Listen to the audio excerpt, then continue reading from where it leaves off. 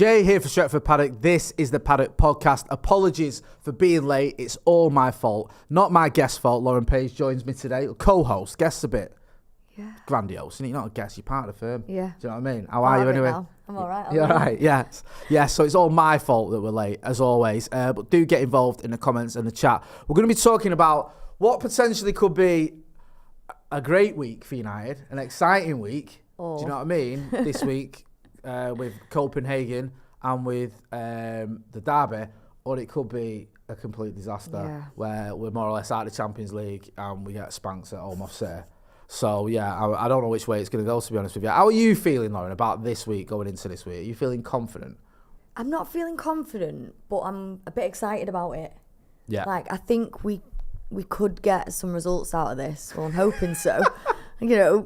See, you started off quite confident then. As the sentence went on, it's like you talked yourself out of it. I kind of did, actually. We could get a result out of it where we don't get battered. We will at Copenhagen. Yeah. We're at home, aren't we? So, yeah, we'll do that. We're at home. We've only lost 3 games at home this season. So yeah, but we're on the up now, remember? Come on. Yeah, that's true. Back-to-back wins, back-to-back victories.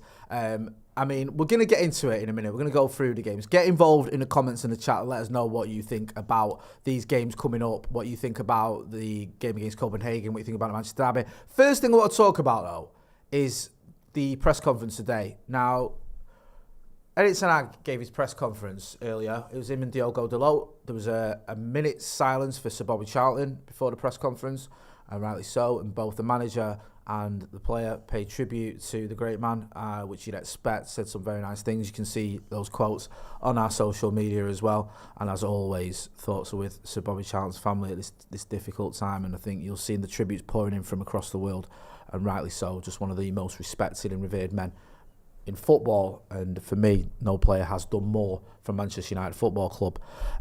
Once the press conference got underway and they were taking questions, Erik Ten Hag spoke about Sergio Reguilon coming back from being back in training. He said that basically, he's been training, he could be back.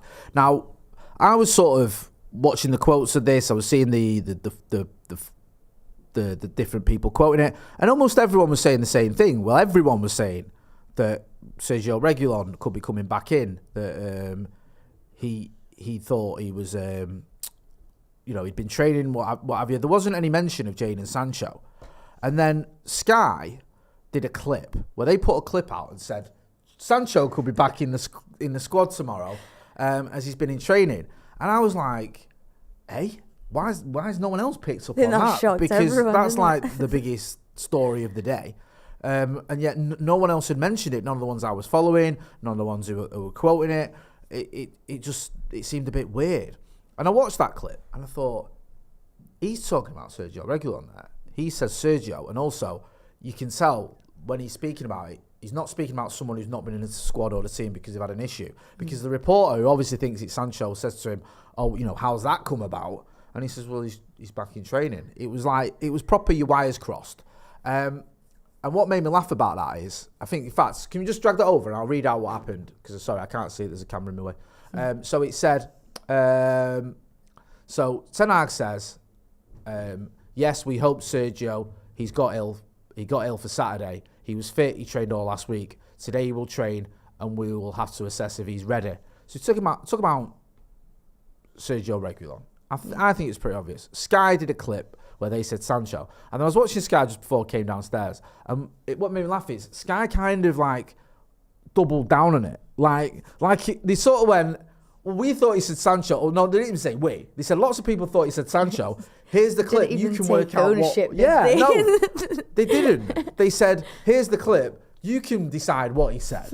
And I think, what do you mean we can decide what he said? No, we can't decide what he said. No, because we know what he said. He said Sergio. Yeah. Like, it's obvious. And rather than going, we misheard it or we got it wrong, they've kind of doubled down. What did you make of it? It's a bit of a storm in a teacup, to be fair, but...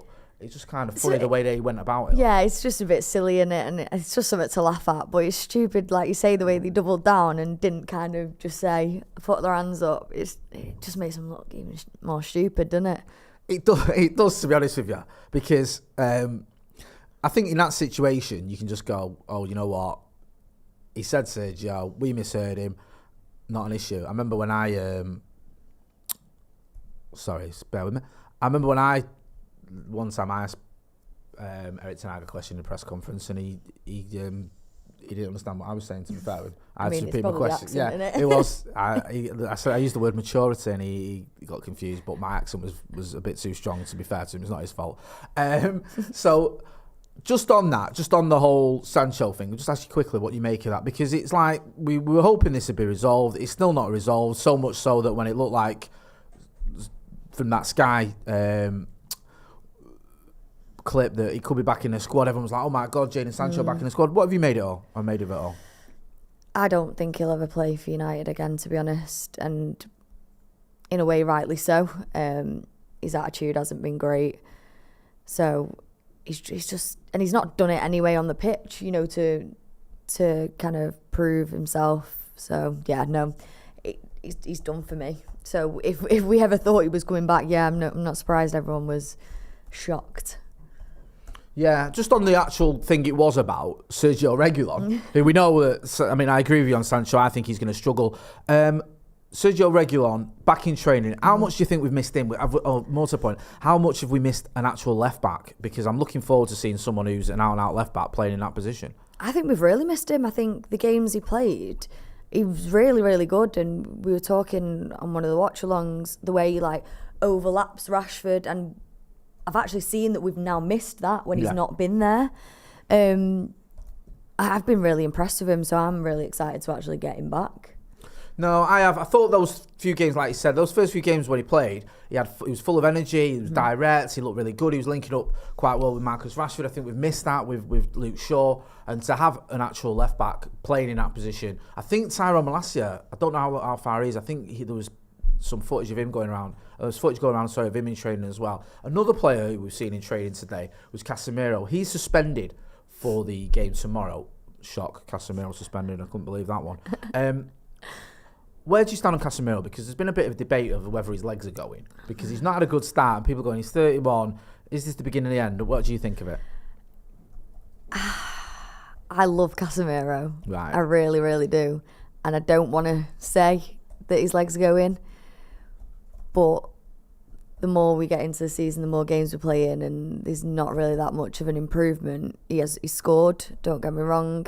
There is certain things he does, but we're just not seeing last season's Casemiro at the moment. Do you think that, like, we're going to see that? Do you feel like this is a blip? 'Cause he's such a great player. Is it a bit premature to say, oh, he's done or whatever, or he's past it? Because this is a 5-time Champions League winner, one of the best DMs in the modern era. Or do you feel like this is the writing on the wall? I want to say it's not the end, and he just needs to, because he is quite a slow starter to a season anyway. So I'm hoping that it's just a little bit slower, because he's getting a little bit older. But he's not actually that old if you think about it, really, in this day and age of football. So I don't think we're seeing the end yet. I think we are gonna get some more Casemiro. Get involved in the comments and the chat. Let us know what you think about all the topics we've been discussing here. I'll get into some of them. We've already got those people in the chat. Abhinav Verma says, Romano said Ten Hag clearly said Sergio, and even in the official app, it was Sergio. Sky have an agenda. Jacoya Trot says Sky fishing for clicks. Big Boss Man says, is that Jay's daughter? I'm not that old. I mean, I'm not saying that. Actually, to be fair, I think that the maths would actually math. So they would. In fact, yeah, I could be that old, actually, to be honest with you. So I don't know why I said that. Yeah, but it's not my daughter, no. It's Lauren, my friend. Santa Not says, that Sky tweet almost resulted in day 53. Oh, God. Erik said Sergio. I also thought he said Sancho, says Nace Afalele. Daniel Berry says, the most damning thing about Sancho is our poor form and attackers have been terrible, yet nobody is talking about needing Sancho back. Yeah. Good Vibes John says, can I be Jay's son? Of course you can, John. In fact, I think the maths would work there as well, wouldn't they? Because, you know what I mean, I am that old. Ryan Milligan says, I am Jay's son. Thank you, Ryan. I didn't know. There's a bit of a bonus. I've got an extra son. Hey, it's all happening on this live. Yeah, enough of that Sky Sports nonsense anyway. Like someone said, they're obviously trying to... I think they've just made a mistake before. We'll get some clicks out of this. They've done that. And it's kind of backfired when people have gone, hang on a minute, look at that. Because they deleted it almost straight away when all the replies were saying, he said, Sergio, I think it was an honest mistake. The funny thing about it is that they doubled down. Yeah. They didn't just say, oh, we made a mistake. They tried to make it out like, it's open to interpretation. Anyway, as you may well know, fresh ball fall. In fact, let's have it right. It's called look after. What was the word we used? Ethan, can you remember the word we used for this?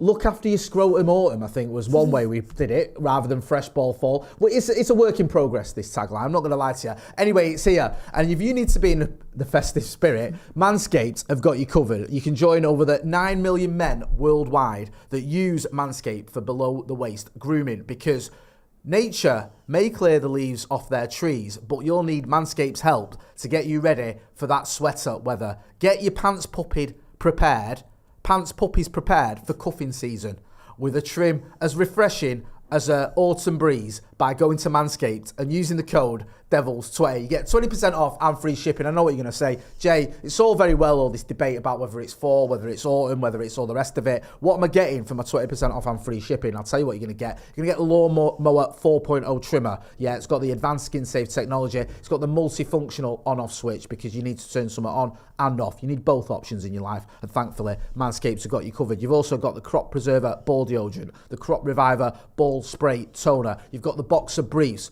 Don't forget as well, you've got that 4000K LED spotlight on your Lawnmower 4.0 as well. So you don't need to get your torch out and use that when you're doing your bits. Don't need to worry about all that. You don't need to light a candle. You can just use your Lawnmower 4.0 with its on-off switch, with its 4000K LED spotlight, and you've got yourself completely covered. Plus, you're getting your 20% off free, and you're getting 20% off, and you're getting your free shipping. What more do you want? Yeah, you're going to look the part, you're going to smell the part, you're going to feel the part, thanks to Manscaped. Your balls will thank you. Go and use the code DEVILS20. There's a link in the description, and you can have a proper great ball this fall if you're into that sort of thing. Thank you to Manscaped for sponsoring this podcast. Should we talk about the Copenhagen match then? Because that's the first one coming up. The City game we'll get to in a minute. Going into this game, we say the words must win all the time, don't we, Lauren? Yeah. Every game is must win. But this one, if we want to stay in the Champions League, it is a must win. Is there any way we don't win this game and we stay in the Champions League? No. Is the simple answer. Right, okay. I just don't have the confidence against Bayern again. Going to Galatasaray, it's always a bit of a scary place, isn't it? And then we're obviously in Copenhagen as well at the start of November. That may be where we get a few points, but other than that, I've just not got the confidence in this Champions League, unfortunately.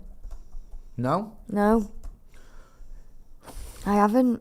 Wish I did. Was that the case when we went into it, or is that the case after those first two games? Going into the Champions League this season, did you think we've got a chance, and then it changed once you saw those results? Or did you always think this is going to be a struggle, and then those two results, the defeat away at Bayern Munich is one thing, the defeat home at Galatasaray is another? Is that what sort of made you think this is happening?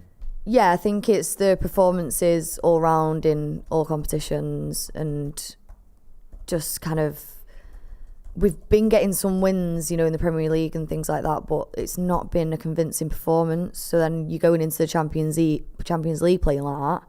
Yeah. It doesn't fill the fans with confidence either going forward. So, and because I did think I was really excited for this season, I was still on a high from even just getting silverware last season. So it's a bit of a shame that it's gone down like a lead balloon pretty quickly.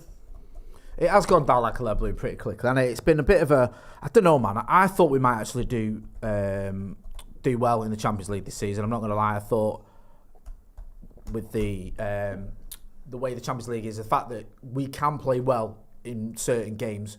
We have turned up a lot at Old Trafford under Erik Ten Hag. We have had some big results. I thought we might be all right, In the Champions League, I felt pretty confident we could get out of the group. The Bayern Munich game didn't even bother me too much, because I thought, okay, well, away at the Allianz Arena, I know the performance wasn't great, but I thought, those things happen. you go to the games like that, you're going to struggle. Plus, we've got those injuries. It's not great. But then the Galatasaray game... pretty painful. Yeah, I mean, it is. It really is. I mean, those are the types of games you should be winning. Mm-hmm. You should be winning comfortably. Yes, Galatasaray have got some good players. We know, likes of Wilfried Zaha and a few others that we recognise from the Premier League and other players as well. But that, for me, was really, really deflating because I just thought, do you know what? There's no excuses there. Hit the like button, people. Give us a like. You might not like what's happening at Manchester United, or you might be a bit nervous about this season, but hit the like button and let me know your predictions for tomorrow's game, because I don't know, man. I still feel that thing with United. I still have that confidence. Is it misplaced? Yeah, a little bit. Sorry, you can be honest. This is an MUTV. I get it though, because I think we're always quite hopeful as United fans, aren't we? And we do have some confidence that we shouldn't sometimes.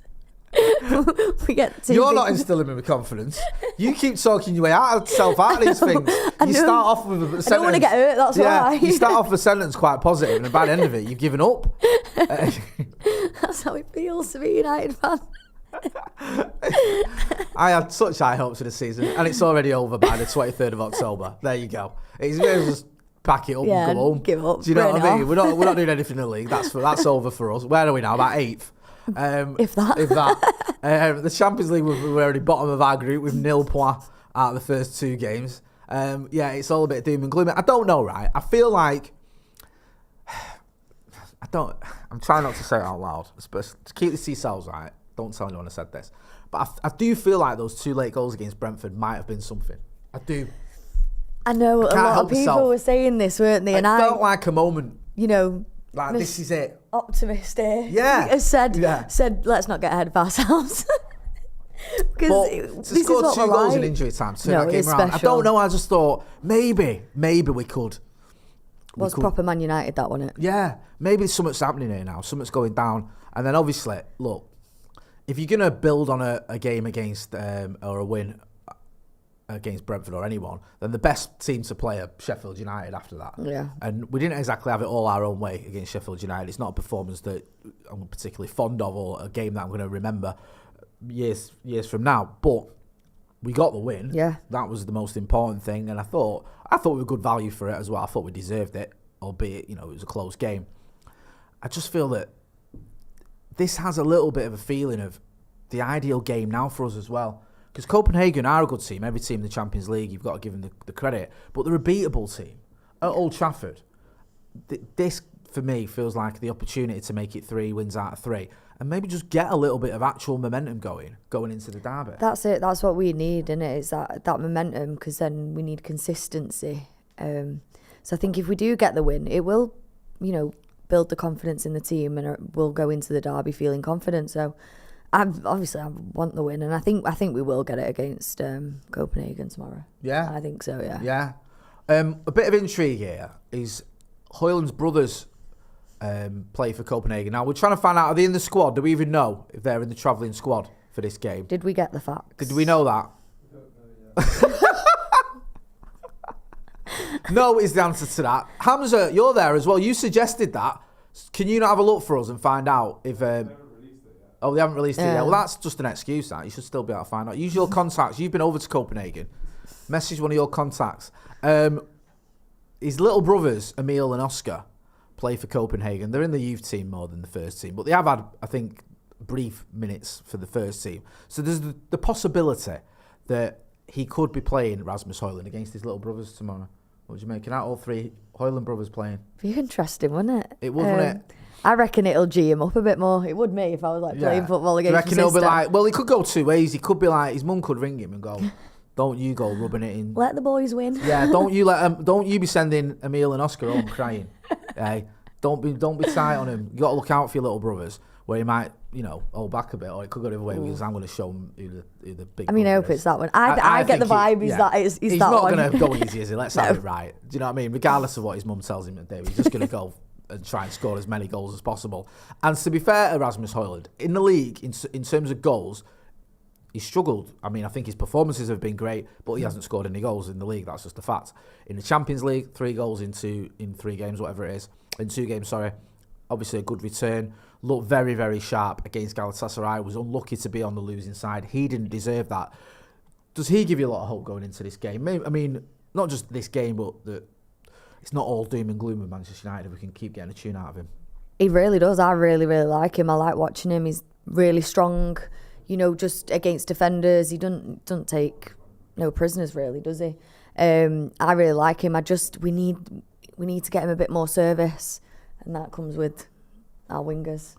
Just on that front, because our wingers are usually inverted wingers. You've got Marcus Rashford on the left, who obviously likes to cut in on his right. You've got Anthony on the right, who likes to cut in on his left. I mean, it's not really set up for someone to assist him.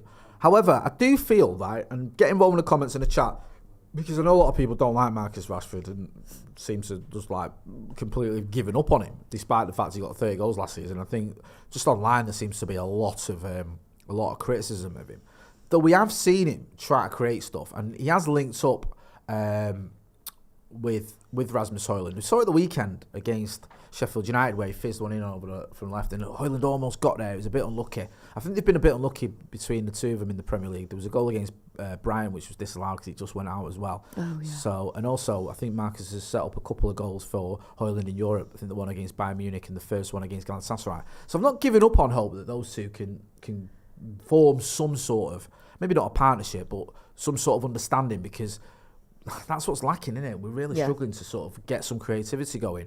I think in the league, Marcus has got 1 goal, Hojlund's got none. I think Martial's got 1. I mean, in terms of our attackers in the league, we're struggling. Yeah, we really are. I think you can see these certain things that they're working on together. Like Rashford running quite wide and then pulling it, crossing it back. Yeah.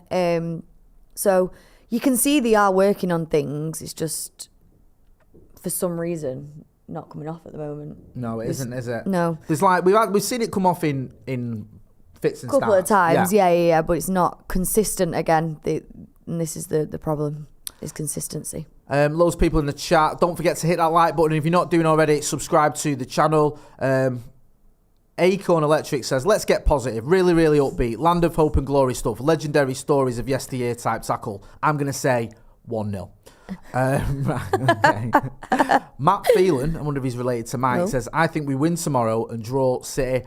Possible is always lose tomorrow and win against City. I think if we won tomorrow and drew against City, that wouldn't be the worst week ever. No. I think that'd be a pretty decent one, to be honest with you. it.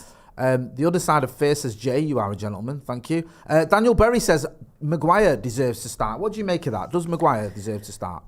So he has played all right, and that really hurts me to say. Are you not a fan of Maguire? I'm not, but I'm not someone that just wants him to be bad because I don't like him. Of course, whenever he puts on the United shirt, I want him to play well, and he did. The past 2 games, he's played really well, so if we've not got any other options, then I would play him. I mean, I think, to be fair, Maguire gets a lot of stick. Yeah, he always has done. Well, not always, but last couple of seasons in particular. And I've not been his biggest fan, but I think if you look at the game against Brentford and you look at the game against Sheffield United, they were much better performances. Yeah. Obviously set up the goal for McTominay at the end against Brentford, and I thought he had a pretty decent game. And he got player of the match. Yeah, he did. Whether you think he deserved it or not, he had a good game. So, yeah, I do feel like with Maguire, he's probably good value to start. If you look at the injuries we've got, obviously Martinez is out, Luke Shaw's out. Luke Shaw coming into the centre would have been an option. Do you think he's leapfrogged Victor Lindelof? If that was between those two, would you take Maguire over Lindelof? I'm presuming that Varane's going to start. No, I'd put Lindelof in over Maguire. Yeah. Because I also have always said this, that I like the way Varane and Lindelof play together. So I'd still put Lindelof in over Maguire, and that's probably contradicting myself after saying that he's had a few good games. But yeah, I'd still pick Lindelof over Varane. Do you like Victor Lindelof? Are you a fan? Because he's one who seems to divide opinion a little bit. I've said on this channel, yeah, I'm a massive Lindelof fan. Yeah. I think he's so underappreciated. I think he spent so long with that partnership of him and Maguire. Yeah. That it's very hard for anyone next to Maguire to look good. And I'm not trying to like just bully Maguire here. Do you know what, right? I'm really not. It's all Maguire's fault whenever Lindelof plays badly. Even if Maguire's not in the team, he's broken Victor Lindelof that much that like the ripple effect of playing alongside Maguire for all those games has actually, it affects him moving forward. Wow. No, there is. In fact, even if you watched Harry Maguire and you're a defender, right, and you play badly, it's because you watched him. Yeah, so, basically, yeah. I mean? That's my opinion. No, I think with Lindelof, like he plays some really good through balls. We're seeing him as well recently, getting higher up the pitch. Yeah, he's getting a bit of confidence up there. Right. Okay. He's not the strongest defender in the world, and I'm not going to sit here and say he is, but he's better than I think a lot of people give him credit for. Listen, I understand why you do like Victor Lindelof. I think he's had a lot of good games for Manchester United, and I think if you look at the times we finished third, second, he played, I think even second under Jose, I think he played in that season as well. If memory says, I might be wrong about that one actually. No, I think he did. So he has played a lot of games for Manchester United when he's played well a lot of games for Manchester United. I feel with Victor Lindelof, I don't think he's probably quite at a level where if he's playing week in, week out, you're going to win a title with him. No. I don't think he's at that level. And I think you could win a title under Lisandro Martinez or even Rafael Varane if he stayed fit. Yeah, I agree. But the one thing I will say about Victor Lindelof is he's available, he plays. I mean, Martinez now he's picked up that injury. Varane is constantly getting injured. Mm-hmm. I love Varane, but he barely ever strings like 5 or 6 games in a row together. No. He's sort of in and out of the team. And at least with Victor Lindelof, you get him playing. I don't think he's a fullback, and I feel sorry for him when he plays at fullback because we saw him at left back, I think, at the weekend, and he's not a left back. No. He's not. I don't think it suits him as well. I think he's a centre back.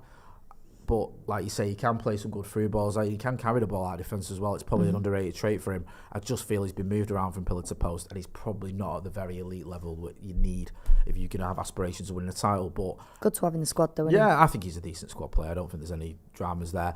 Jordan Astro says Ten Hag needs to reward form and punish bad form, or reward good form, and punish bad form. Bruno and Rashford need to be dropped. Maguire should start. Get involved in the comments then in the chat. Like, Jordan, let me know who starts over Bruno and Rashford. I mean, we have got options. I presume you're thinking Garnacho could start instead of Rashford. Maybe you could start Mount, Eriksen in that midfield, Amrabat, and you don't have Bruno Fernandes. Let us know what you think. I'd be very, very surprised if either of those two players didn't start against Copenhagen, let alone both of them. Mm-hmm. But stranger things have happened. Brian Casey said, not having our starting back four will struggle against most teams. That is a really good point, that, because if you look at the merry-go-round that has gone on in defence, I don't think we've had our strongest back four all season. We've not, unless I'm misremembering. We've not. Well, our strongest back four would be Shaw, Martinez, Varane. Even Wan-Bissaka or Dalot. There's a debate going on there. Yeah. We've not had that all season, have we? So yeah, that will affect you. It's... Sorry, what was that? Just one game versus Wolves. With one game. Sorry, we've had it for one game against Wolves. When, if you look at that, though, Martinez wasn't fit. No. He wasn't. He got hooked at half-time. So I don't think, you might that 45 minutes against Wolves, but you're looking at a player who wasn't fit, and it's no surprise that his injury got aggravated again. So I do think that is going to matter. And you look at some of the sort of rotation we've had to go through. Amrabat at left-back. Lindelof at left-back. It's, Dalot at left back. Dalot's played right and left back this season. Johnny Evans, who I like, coming in as a 35-year-old, he's having to start games. I mean, it has been a bit of a merry-go-round at the back, and it doesn't help. Then you've got as well, and maybe it's sort of cause and effect, a keeper who's struggling for form, who's sort of come in, had a little bit of a moment, or a couple of moments, shall we say. So it's not been easy at all. Of course you're going to struggle, though, as a keeper when you've not got a set back line as well, because you've not got that confidence in what's in front of you, because he doesn't know who's going to be in front of him week in, week out. So there's going to be a lack of confidence there from Onana as well, which I do feel for him. No, I do. I feel for Erik tonight, and I feel for Andre Onana as well, because it must be frustrating when you're trying to get these results, play your strongest team, and you've got nowhere near that. The good thing is, though, or the good news is Sergio Reguilón, because that sums it up, doesn't it? You bring in a left back, you're missing 2 left backs, which is almost unheard of. You bring in another one on loan, and he gets injured after about a fortnight. Jesus, so wept. typical of Man United, and then sign a midfielder in his first his debut. He's playing left back. Yeah. It's unbelievable. I mean, you couldn't make it up, so I do feel a little bit sorry for Erik ten Hag, and he's got to sort of make these changes. But that being said, you should still be beating Galatasaray at home, and you should, especially now you've got certain players coming back, you should be able to beat Copenhagen tomorrow night. We're going to be here for the watch-along tomorrow night, by the way. Joe Smith's going to be back, so make sure if you're not doing already, you are hitting like, share and subscribe. I'll get into some of the comments. Let us know what you think. Maya Amateur, who's been a member of the first team for 7 months, says, I think the second half of Sheffield, we started seeing what Erik ten Hag wants the team to play like. I think we beat Copenhagen 3-0 and Bayern Munich 4-2. Oh, he's going big there. He's already predicting the Bayern Munich game. I'd have a bit of that. Serious Lee says Rashford and Antony should swap sides, in my opinion. Get them creating more. That's not a bad shout, that, if you want someone to whip it in. Because Marcus on the right, obviously, be able to use his right foot to cross it in, as he did in that first half against Galatasaray. Antony on the left, you'd think will be able to do the same with his left foot. I don't know if that's what's going to happen, but we can, it might be an option for him. Would you be in favour of seeing that, or would you stick to them playing in the usual positions? It'd be good to see them try it. Yeah. Because I think Antony especially has become really predictable, him cutting in on his left.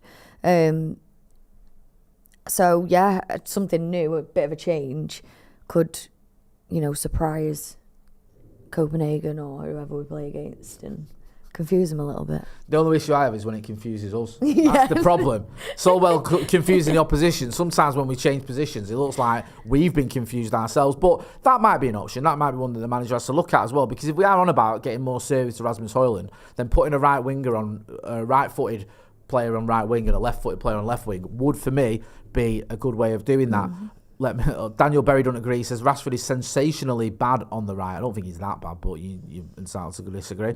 Glenn F says, I think we can trust the Notchster. Santa Notch says, having to play second string means being unable to rotate, lack of bench options, lack of quality, then a few bad results and lack of confidence sets in. Domino effects, you can feel that, can't you? You can feel that it is a domino effect. And I do feel there is an element of bad luck this season. People don't like to talk about luck, but you look at the injuries we've had. You look at as well the Arsenal game, that could have gone either way with that Garnacho goal. I think if that gets given, which it could have been, then it's a completely different story this season. So I do sympathise with the idea that he has been a little bit unlucky.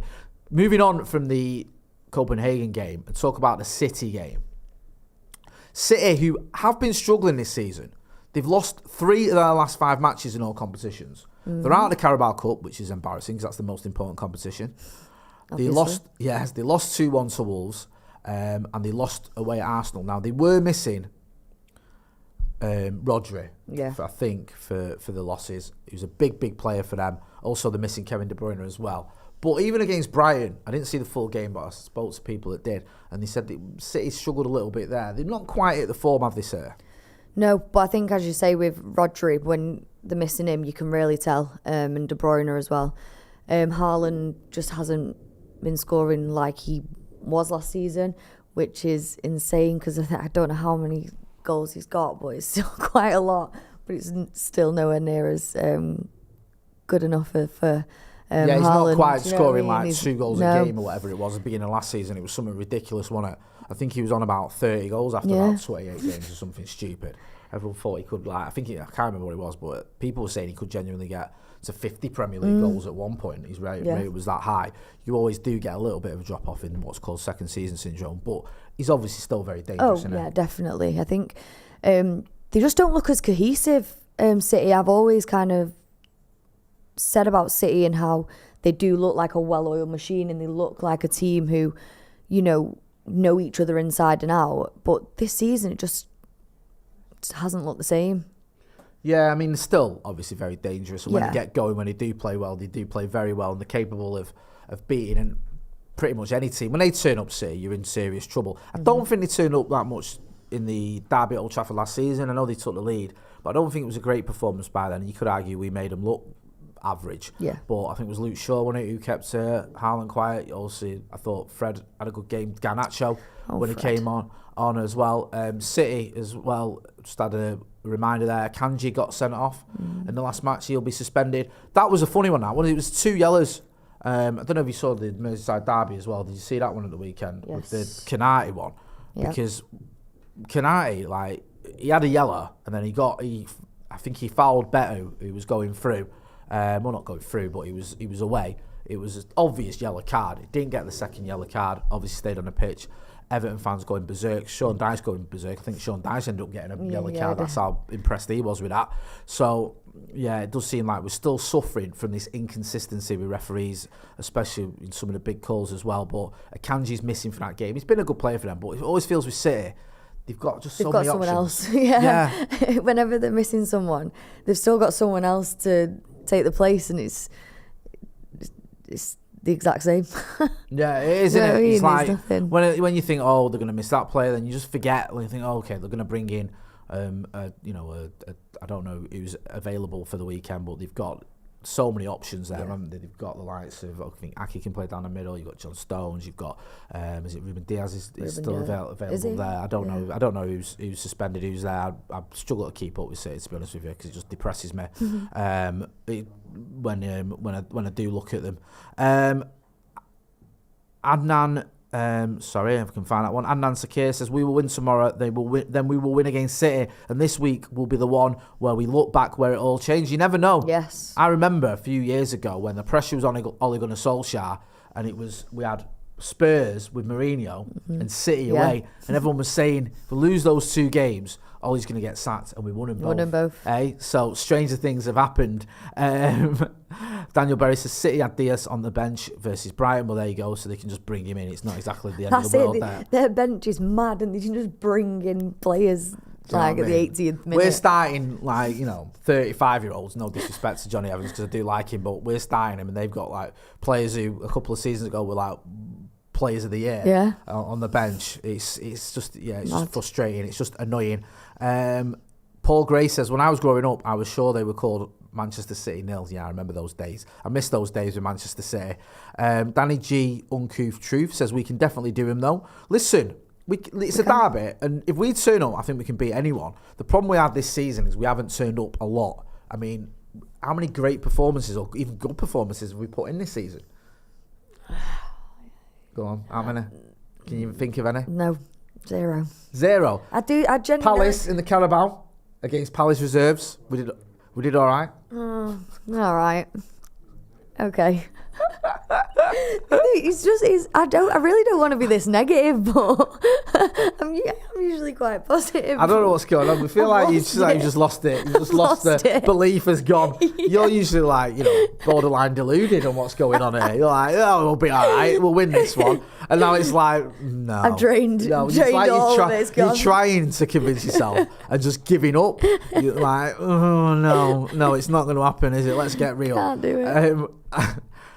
I mean, I get the scepticism on whether United can get a result against Manchester City when you look at sort of the last few seasons, especially our record at Old Trafford, despite the win last season against City, isn't great. City, obviously, are a very strong team. They have got options, and you look at what they did last season as well, then it is quite scary. But I don't know, maybe it's my heart, my head. I always feel like with a derby, there's that little bit of optimism. Form goes out the window, doesn't it? It's kind of one of them games that anything could happen in a derby. That's it. This is it. I remember when we were flying high, right, and they were a yo-yo team, getting relegated, getting promoted, finishing 15th or whatever. They'd get results against us. It happened. Yeah. And then we've had it the other way around when they were flying. Remember I mentioned that game, we went to the Etihad. A few games under Ole Gunnar Solskjaer, we got a result there when they finished well above us in the league. Obviously, that game against them at the Etihad under Jose, where we postponed their celebrations. So it can happen. It's not like, oh, well, we're not going to win, especially at home. To be honest with you, I think Manchester United should be beating anyone at home, whether that's Manchester City or anyone else. At Old Trafford, we should be beating them. It's just you have to have that element of realism and look at, for me, the main issue is the way we've been playing this season. We haven't been playing well. No. Now, I'll be honest with you, I don't think you turn that around at the derby. I think you have to have a little bit of momentum. That's why it's so important for me that we go into the derby on the back of 3 straight wins. I think if you've got 3 straight wins under your belt and you're going into that Manchester derby, it's not mean you're going to win, but it makes it a little bit easier in terms of the fact you've got momentum, you've got a bit of confidence, you've got a bit of belief. The fans have got that as well. They're with you because you strung a little bit of a run together. There's less pressure on the manager. The players feel a little bit less pressurised. That can be a real positive thing. If you go into the derby and you've just been knocked out of the Champions League, basically, because it's going to be very difficult. You're going to be deflated, aren't you? Yeah. And you're not going to think you can do it. Basically, you're not going to have that belief in yourself when you've just been practically knocked out of the Champions League. You're going to be thinking, we can't beat them. No. Harry says, can we admit we should have never sold Fred? Would you have sold Fred? Never in a million years would I have sold Fred. You were part of the Fred fan club? Absolutely. I was top of the list. You were top of the list? Oh, my We've got a few people who are in that fan club, yeah. What a man. He does, do you know what? I always go into a little rant when it comes to Fred, but he was just always there. He always tried. He always gave 100%, and he scored some brilliant goals for us. I miss him. Thing is, right, if Fred was in now, people would be moaning anyway, because they would. Not me. Do you know what I mean? Hey, Fred and McFred could have been the one, could have been our saviours. Bring it back. Jay and Joe's adopted son Benjamin said, did Jay just say pressurised? Probably. With all that being said, everything we've covered, everything that's gone on, give us your Wally of the week, Lauren. You know the dance. Someone who's just been a bit of a Wally. Being my manager, Simon Dean, he decided to say that monkeys don't have hands. Who said this, sorry? My manager. Your manager? Yeah, Simon. He said monkeys don't have hands? No, 4 legs. He's Right. convinced. Right, but I mean, I'm Stupid, not a biologist, but is there not sort of photographic video, physical evidence that monkeys have This is why it's a arms? Wally. He says they have 4 legs like dogs. Right, but they've got hands. I know. Right. Wally have told us. Okay, Simon Dean makes his inaugural appearance on Wally of the Week. Yeah, I think that's Blowing your head down, it? Yeah, it's blown my head that someone can think that. It's not blown my head that I think it's true. I just think it's quite fascinating that despite the fact there's so much evidence out there to the contrary, that someone's going with it. That no, I'm not going to believe that monkeys have arms. I'm going to go with the fact they've got 4 legs. Fine, let's run with that. Okay, Wally of the Week. There's lots of contenders. I think those children, I'll call them children, they're a bit older than that, but they were children, at the City game who were doing them horrible chants about Bobby Charlton. Listen, every fan base has its morons, but those were certainly a set of them. And yeah, I think they can go in there for Wally of the Week. Thank you for joining us, Lauren. Where can people find you? Lauren Page _07. I said it like it was you were giving away, you ask me every time, secret, and I could never top remember. secret information now. Like you on an NDA there or something like that. No, I just don't, I'm just allowed don't this. know what my Twitter is. Well, there you go. In fact, I think we've tweeted about you. Is that the right one? There it is. Oh, Lauren see, _ Page 07. There we go. Got there in the end. Yeah, you can check out Lauren on Twitter, or X, as it's called to some people. You know where to find me. We've got the preview up in the morning, myself and Ronaldo Brown, previewing the Copenhagen game, a big game for Erik Ten Hag and Manchester United. And after that, we'll have the derby as well. We're going to be here for watch-alongs, for previews, for reviews, for all that good stuff. So make sure you are hitting like, share, and subscribe. That's been Lauren. I've been Jay. This has been the Paddock Podcast. Big thank you to Manscaped for sponsoring us as well. Thanks for watching.